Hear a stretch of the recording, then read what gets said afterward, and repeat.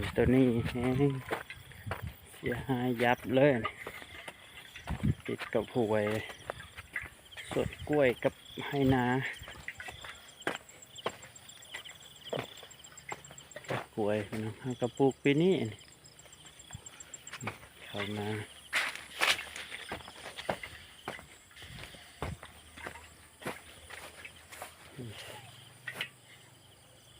ทางนั้นก็คือการเขาจะมด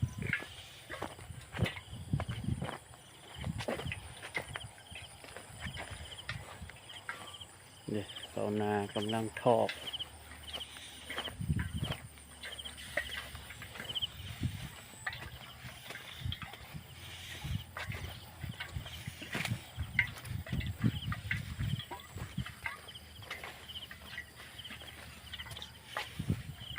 มันงามมาลิเขานาปีนี้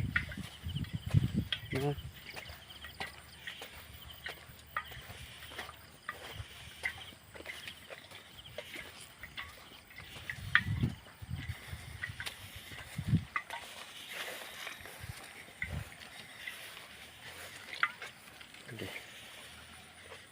นาโซนเบิ่งลุมนี่แห้งเบาๆเลย